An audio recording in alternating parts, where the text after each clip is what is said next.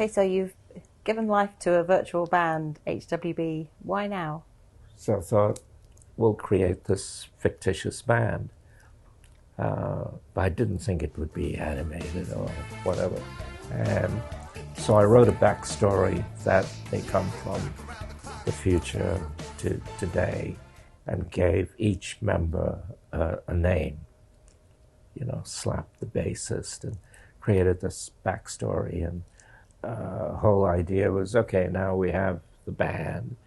We did the music. And, the theme line was making good things happen. So we were thinking, well, why is the band here? You know, which is kind of everything I learned about advertising went out the window. It was like, you know, we created something, and then why did we create it? So we now know that their role is that they've come from the future, they're here, they're learning about Earth and different people, and they're finding people who make good things happen. So it could be music, it could be fashion, food, anything to do with creativity.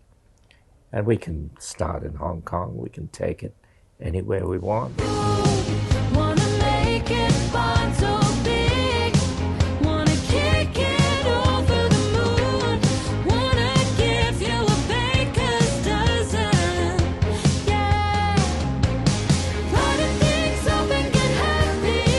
I wanted a female drummer, and I thought the fact that the female drummer is called Boom as opposed to Bang would be quite interesting. So it's a bit of K-pop and heavy metal. It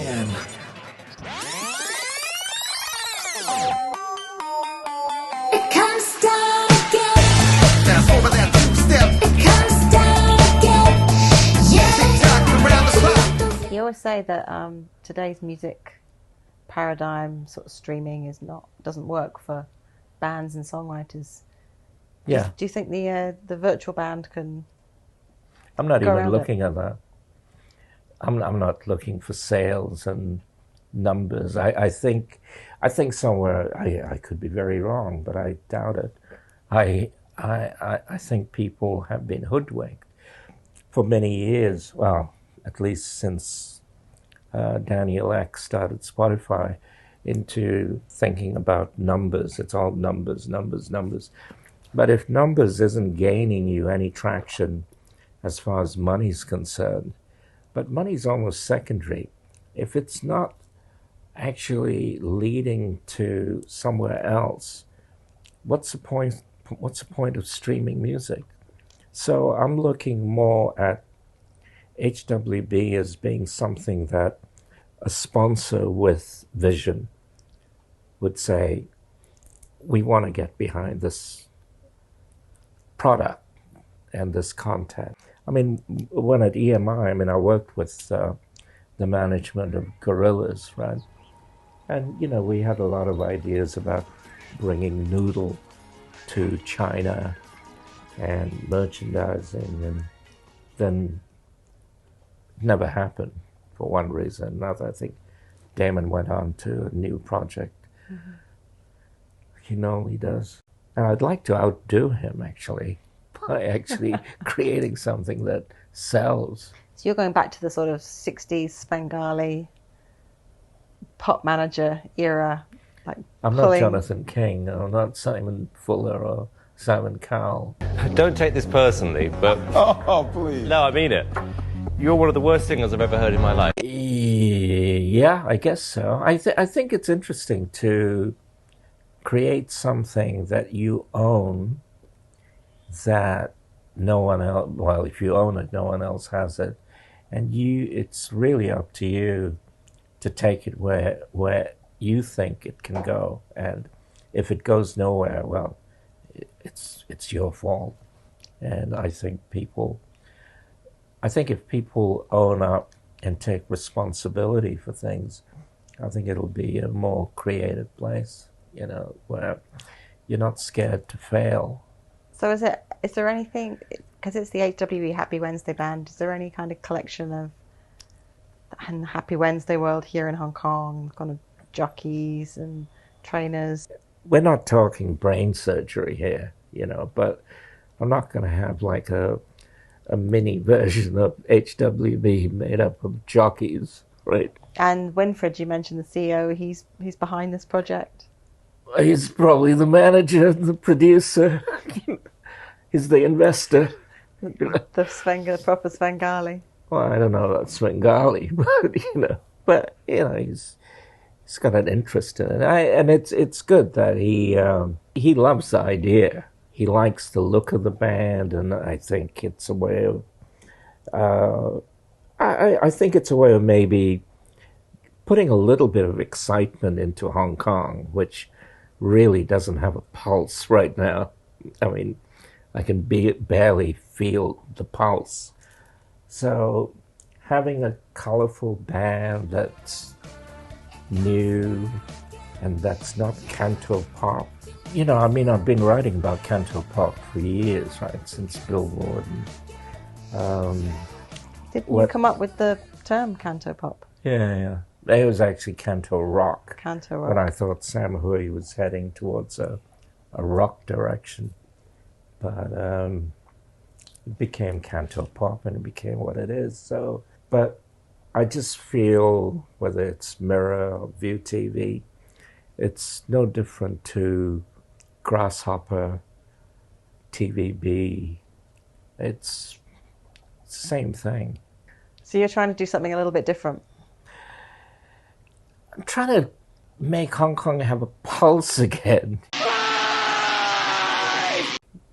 I keep saying that. I just think Hong Kong's on life support, and anyone who argues with me, that's fine. That's their opinion. I just think, having been in Hong Kong and being a Hong Kong belonger and having, lived most of my life here, and knowing all the canto pop guys, Sam Hui and his wife. His wife's my daughter's godmother.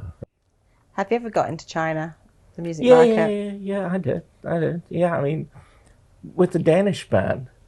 Took a Danish band called Michael Learns to Rock, who had a following in Hong Kong and China.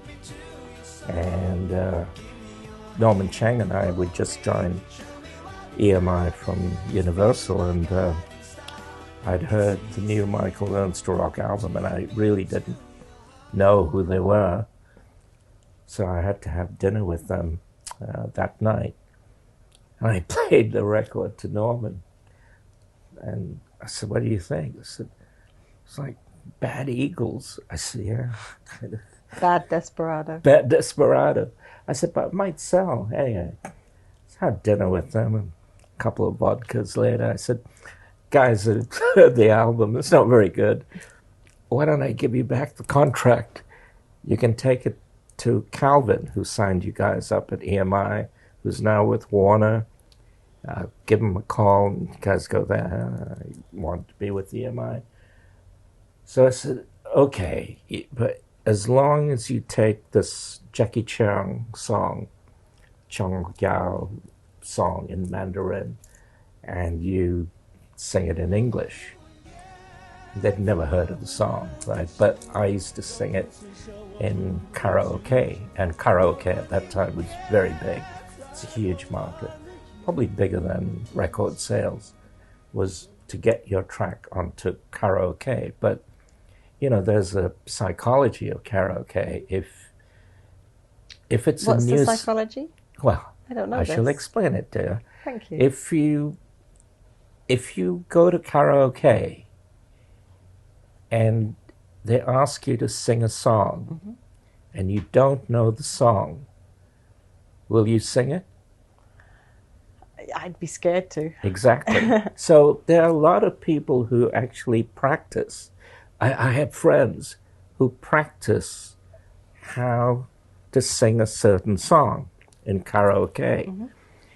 And karaoke only works if the song is a hit.